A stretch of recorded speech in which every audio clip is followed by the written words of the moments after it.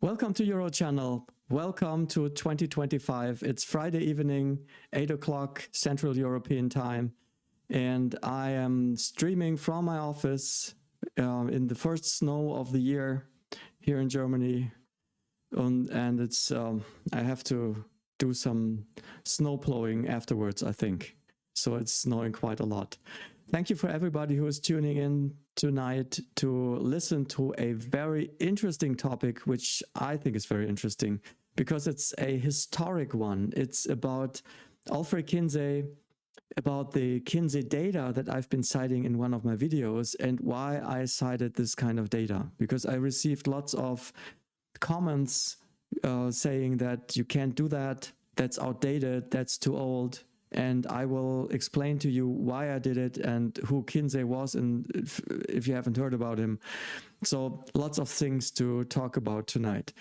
If you haven't subscribed to UroChannel, I would really appreciate if you could do that or give this video a thumbs up, because, you know, creators live off applause, and applause in the digital world, that's likes and subscribes. So if you like my content, please show that you like it, because people who don't like my content, they show it very clearly and very easily. So I think we have to balance that out, because those who like the content never speak up, but the others do.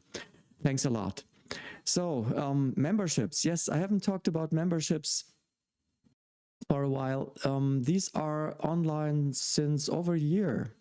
So you can support my work by joining the membership, and then you get a membership badge, and your comment will show up with a membership badge to show me that you have commented on something. So I will answer to that.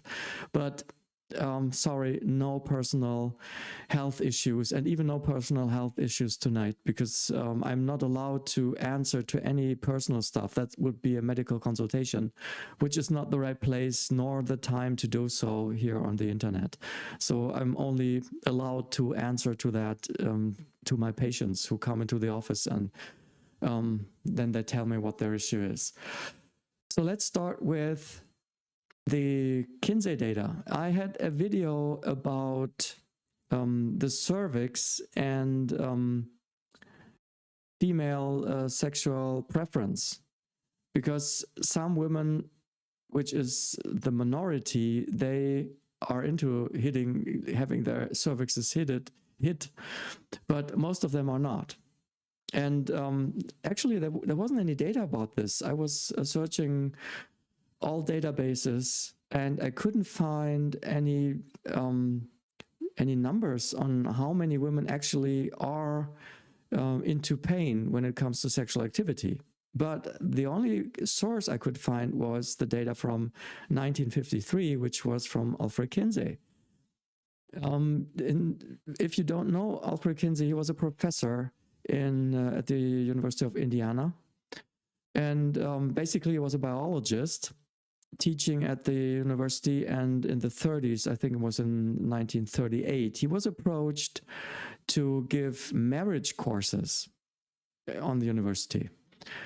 And through these courses, so these classes that he gave, he suddenly noticed that we didn't have any data on human sexuality. There was a blank page.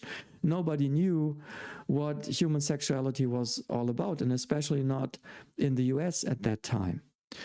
And this is how it all began. He then explored more and more, and he also was an entomologist, which means he was into insects. And he was doing lots of research on insects, and he was doing a system how he could then cartograph his specimens. He was into an expert for gall wasps, and this system he kind of transferred into the human sexuality to lay out the patterns of human sexuality. He was using a system he came up with, this zoologic work, as a matter of fact. And then he gathered a team, and they were doing interviews. And by the time he was finished, after 2 reports, they had data of 18,000 American people. So you can certainly argue that this is data that has been collected over 70 years ago. But then there's also some methodological problems linked to that. So he was accused of being biased, and it was all self-reported, and then it was volunteers and all this stuff that could flaw data within a study. On the other hand, I think we have to just think about that humans don't change. Basically, we are the same as we have been since Stone Age. Stone Age, it's rock hard. Because like the human body hasn't changed that much. So we have all the ancient instincts. We have the brain that's in part ancient. So we have ancient parts of the brain, and then we have newer parts of the brain. But that means that in the ancient parts of the brain, we have all these instincts which are there. And I'm talking about the caveman all of the time in my live streams and in my videos, because if you are stressed out, if you are fearful, if something is threatening you, if you're stressed out, then you're activating the sympathetic nervous system, which is an ancient part of the autonomous nervous system, and you trigger the fight and flight response, meaning that then you can't have an erection. And it makes sense. When you are fighting or running away, an erection would be in the way anyway, so you don't need it. And this is an ancient stuff, and we are ancient with everything. Our bodies need the workout. We need the food we are used to, not the processed food that you can buy everywhere nowadays. So all of this is still ancient, and there's a thin layer of culture upon that. And you know, I'm sure you know how easily that's scratched away. Just if you're living in Germany, just get onto the car and take a drive on the Autobahn. And then you'll pretty soon know what I'm talking about, all these aggressive drivers, because sitting in a car just erases this layer of culture. So they become cavemen again.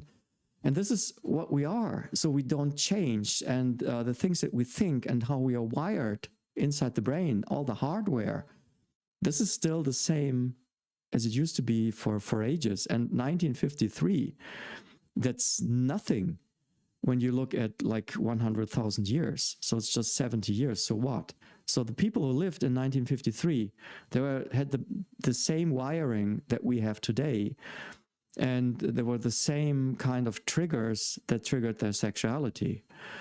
Software has changed. So sexual behavior, which is the software, that changes between generations.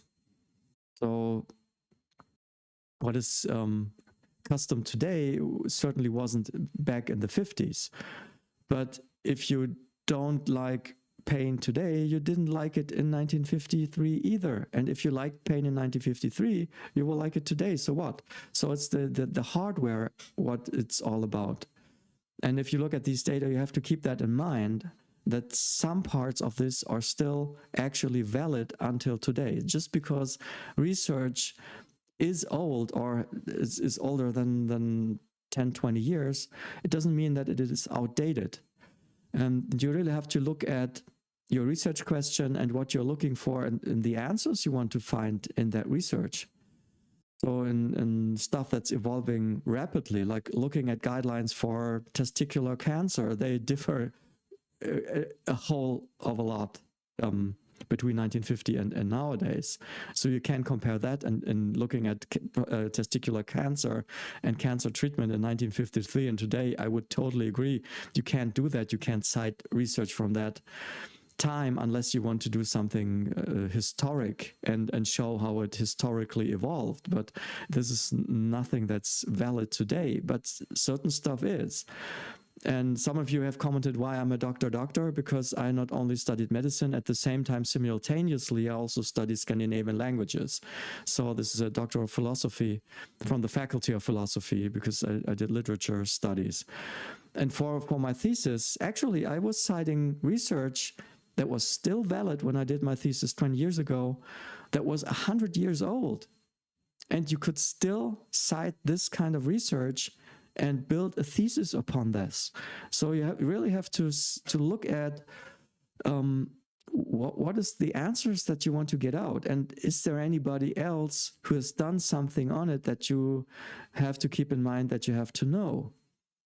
And when it comes to sexuality, I have to say, well, there was Masters and Johnson, and there were some other people, but that's more or less it. So still, up until today, we have not enough knowledge about normal, it's normal, natural, or what you would want to call it, about human sexual behavior, how humans behave in sex and what they think and what they do. We still have gaps to fill here. And when it comes to pain, this is why I couldn't find anything. This is why I had to go back to what was available, and that was 1953, basically. So, research is a pile of things that we get to know by doing research. So we build on what's already there, and we add a little bit on that pile of research, of that pile of knowledge that we have, and then this is how you look at research. So we never will reach anything like truth, if you can say so. So there's always stuff that we don't know, that we don't understand, and that's especially dangerous when looking at preclinical research. So if you want to draw clinical conclusions out of preclinical research, meaning that if you look at cells and how cells behave and how cells interact, and you take that and to animal studies or whatever, and then you want to transfer it to humans, that's very dangerous to do. That's most of the time it wouldn't work. So if you look at some ingredients, like if you look at nutrition or like testosterone, how stuff works on a cellular level, you're putting a magnifying glass onto this, but it doesn't tell you the whole picture. The body is so complex that if you just look at certain pathways, you wouldn't be able to comprehend the whole body.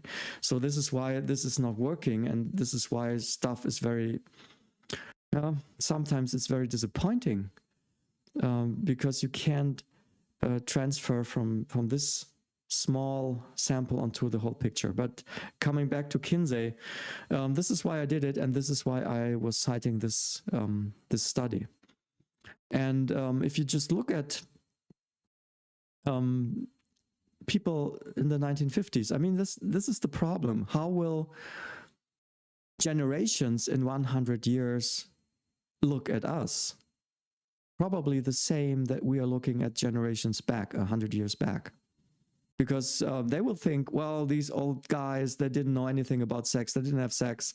Like we think when we look at the old movies, I mean, World War I or something like that, there's this black and white and everybody's moving funny because the speed of the film is a bit funny. So it looks like slapstick and some movies, and we don't think that they had sex. But you have to think that sexuality has changed a lot when industrialization began and urbanization. So people were actually streaming from the countryside into cities. Cities were forming because there were the factories.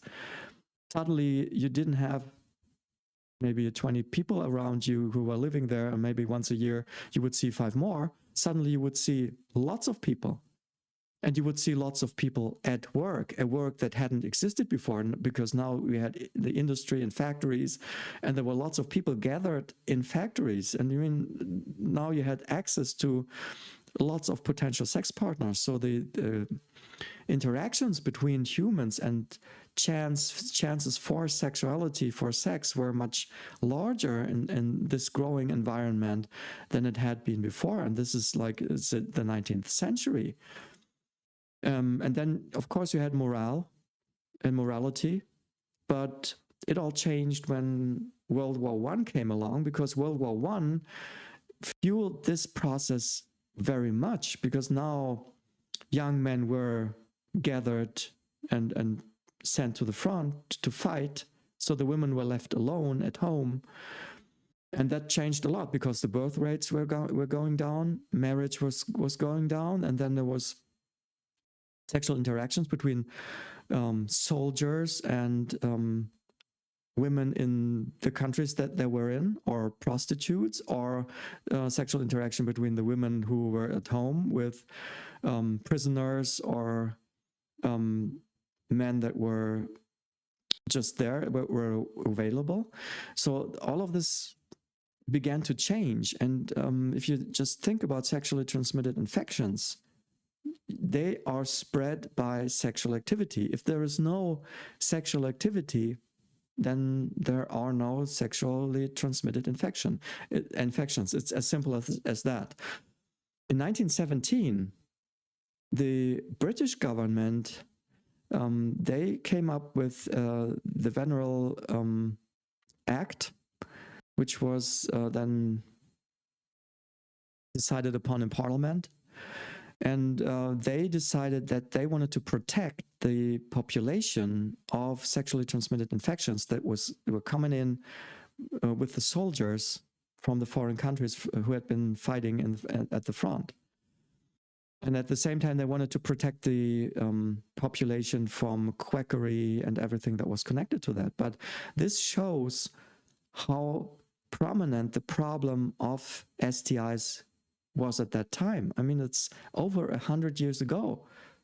So the answer is yes, people had sex at that time. And it was a danger to the whole population. So they started something that we can see the effects even today. So we have sexual health clinics in the UK. We don't have that in Germany. This is something that came directly out of this Venereal Diseases Act from 1917. These are the successors that you can see today. So you can go into a clinic whenever you have a problem, or you think you might have had a problem with an STI, and get treated and get diagnosed. It's not that easy to get that kind of treatment in Germany, I can tell you. So, but it shows you that people had sex, and that was 1917. So that was almost 40 years before 1953. Of course, now we are talking about Britain, and now we're talking about the US. And morality in 1950s US was different than it might have been during war times. And but however, we have the hardware, and we have a sexuality that has been fueled by like 60 years of something that's been cooking up. And soon thereafter, and Kinsey was one of the first who started this, the sexual revolution came about. So we had contraception, and contraception was already discussed very early in the 20th century. And I was telling you about the G-spot, and Ernst Gräfenberg, who was born in Adelebsen, which is close to Göttingen, where I live, and he was the one who the G-spot was named after. But he also was a gynecologist, and he was coming up with a kind of a copper device very early in the 1920s for birth control. So he was one of the guys driving birth control at that time. And you can see that was very progressive at a time where it was not considered appropriate. But all of this was happening a long time ago. So coming back to the actual question, yes, you can use data from 1953 if it's justified for that cause. And I think it was for my video I've been doing on the cervix. So let's see, are there any questions? No.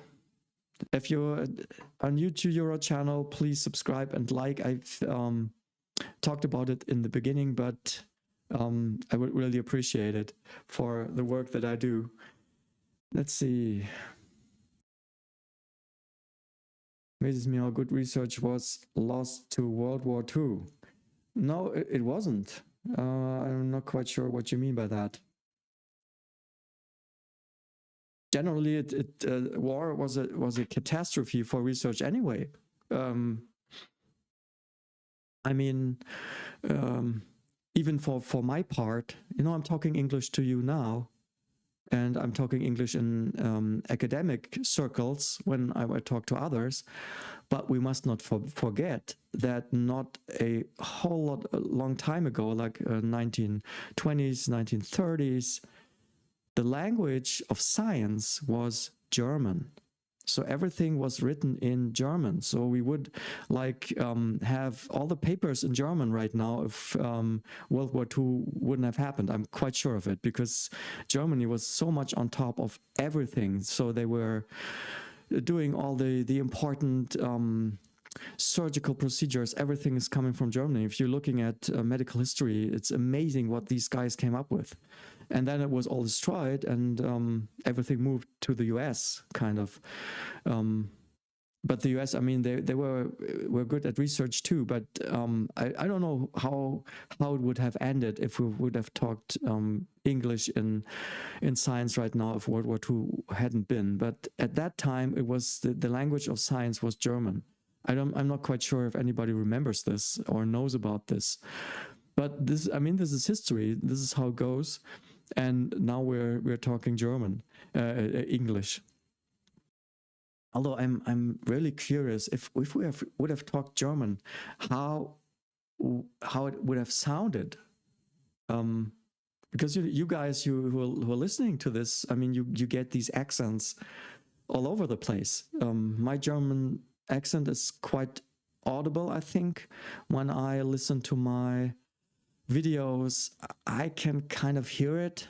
I think it's maybe not that strong. And to you guys, to some of you, it isn't that strong either. I had some comments asking, why does this guy have a Korean accent? Which I thought was very funny. But then you hear all these kind of accents, and even native speakers who come from other countries like Australia or the UK, they have another way of talking. But I mean, maybe it's the same like in Germany when you hear people from other parts of the country talking. And you have German in the US. In Texas, there's Texas German, which to me sounds very funny. It sounds very ancient to me. So I was listening on TikTok. I had some videos about on Texas German. Then there was my relatives in Canada. They were talking. They had preserved some kind of German, which I thought sounded very funny, more or less like the Texas German.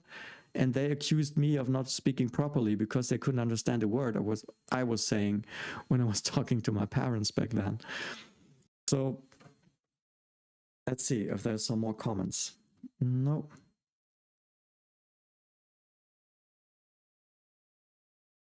Okay, so basically that's it. Tomorrow I'll be doing a video on a syndrome that is not very well known, I think, although it matters in clinical circumstances. And this is called the Killarney syndrome.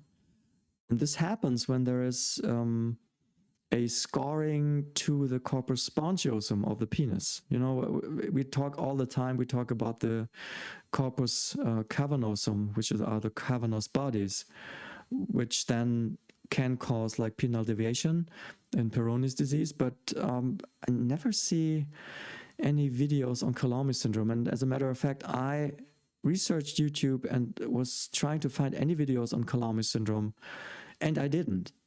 So tomorrow is going to be a premiere because I think it's the first video ever appearing on Killarney syndrome on YouTube. So have a look at it, enjoy, and I'll see you next week, next Friday, and then we'll talk some more and see what I can come up with. Have a nice evening, have a nice day, and have a nice weekend. See you soon. Bye-bye.